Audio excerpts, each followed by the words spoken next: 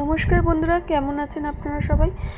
গতকাল শিবরাত্রি উপলক্ষে বাড়ি থেকে স্নান সেরে আমি বেরিয়ে পড়েছিলাম গঙ্গার উদ্দেশ্যে। গঙ্গা স্নান করব না, কারণ যেহেতু মাঘী পূর্ণিমা তিথিতে আমরা ত্রিবেণীতে গিয়ে গঙ্গা স্নান করে এসেছিলাম, সেই কারণে আর গঙ্গা স্নান করলাম না।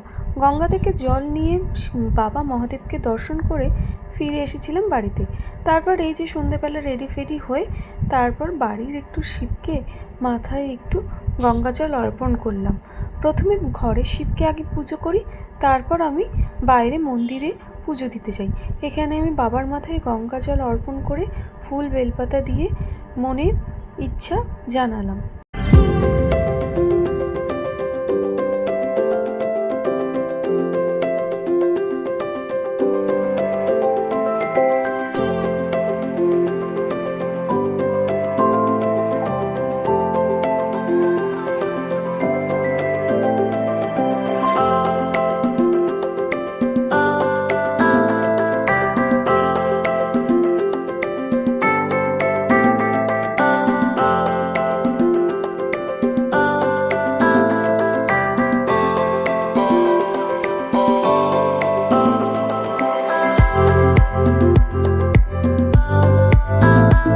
তারপর ঘরের ঠাকুরকে পুজো করে আমি বেরিয়ে পড়লাম মন্দিরের উদ্দেশ্যে।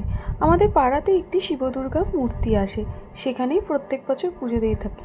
এখানে আমি ঠাকুরের ফুল সব পুজোর সামগ্রী নিয়ে চললাম পুজো দিতে।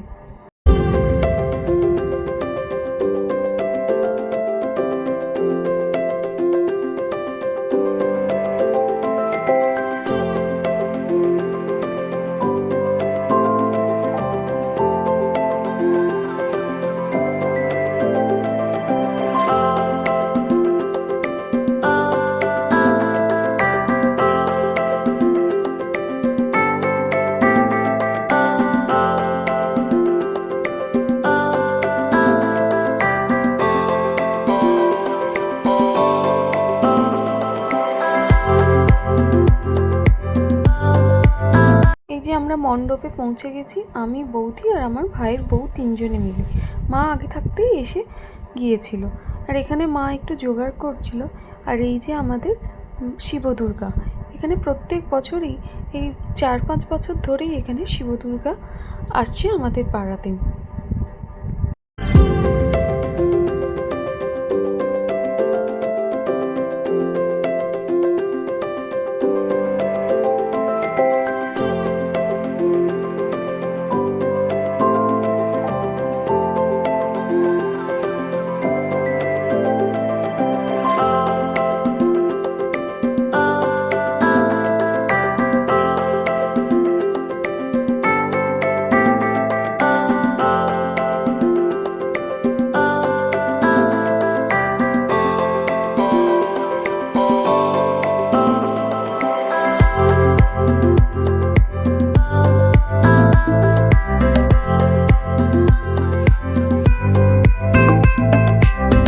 তারপর বাড়ি থেকে যে ফুলমালাগুলি এনেছিলাম একে একে ঠাকুরমশাই ঠাকুরকে পরিয়ে দিলেন। প্রথমেই মা দুর্গার হাতে পদ্ম ফুলটা তুলে দিলেন, তারপর মা দুর্গাকে মালা পরিয়ে দিলেন, এবং বাবা মহাদেবকে এবং গণেশ ঠাকুরকেও মালা পরিয়ে দিলেন।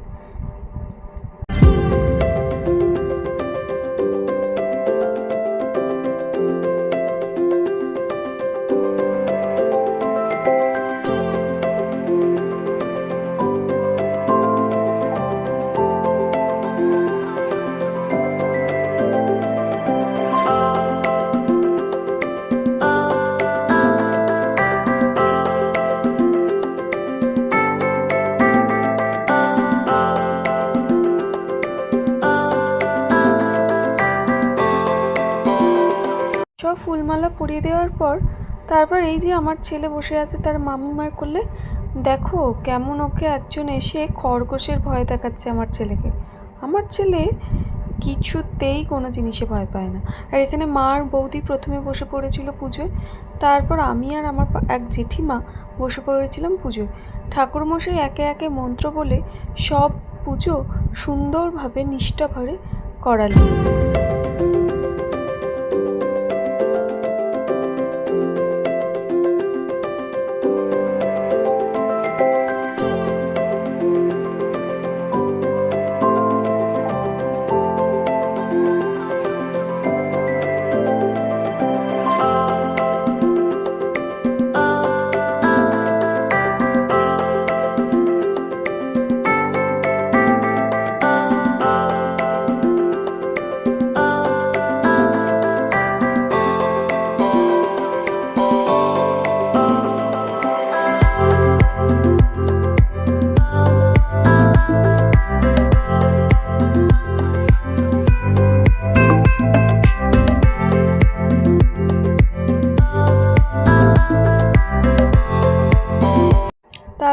ঠাকুরমশাই বাবার মাথায় জল অর্পণ করতে বললেন।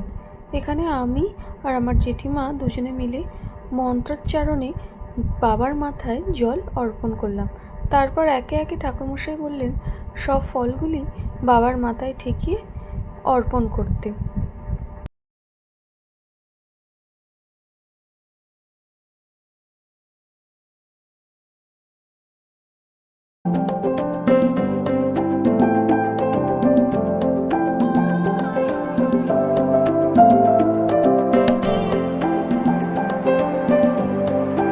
তারপর ঠাকুরমশাই এখানে পুষ্পাঞ্জলি দিতে বললেন।